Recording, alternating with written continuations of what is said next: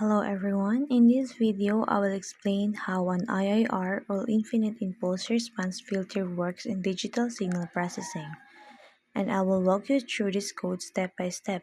Compared to FIR filters, IIR filters use feedback, which allows them to achieve sharper frequency response using lower filter orders, but they must be designed carefully to maintain stability. First, I define the basic parameters by setting the sampling frequency to 1000 Hz and creating a time vector that spans 1 second. This time vector represents our discrete time signal. Next, I generate two sinusoidal signals, a low frequency sinusoid at 50 Hz and a high frequency sinusoid at 200 Hz. With half the amplitude, I then combine the signals and add a random noise to simulate a realistic noisy input signal. The first plot shows the noisy signal in the time domain, where we can see that the waveform contains both desired and undesired frequency components. Next, I design the IIR filter set. I set the cutoff frequency to 100 Hz and choose a filter order of 4. Using the Butterworth filter design method, I create a low-pass IIR filter. Butterworth filters that are known for having a smooth and flat frequency response in a passband, which makes them suitable for any or many practical applications. I then compute and plot the frequency response of the filter using the frequency function.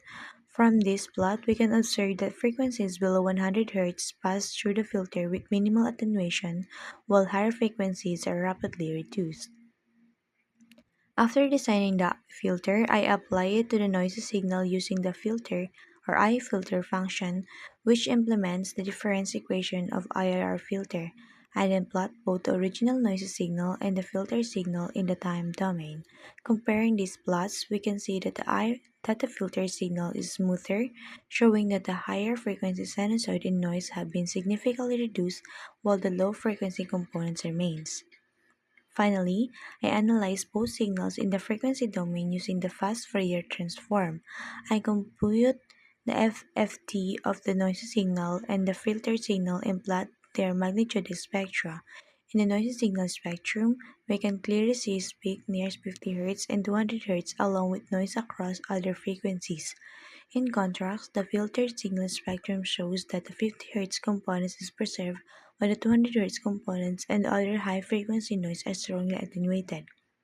Interpreting the output, this demonstrates how an IIR filter low-pass filter efficiently removes unwanted high-frequency components while using a relatively low filter order, highlighting why IIR filters are widely used in real-time and resource-limited signal processing applications.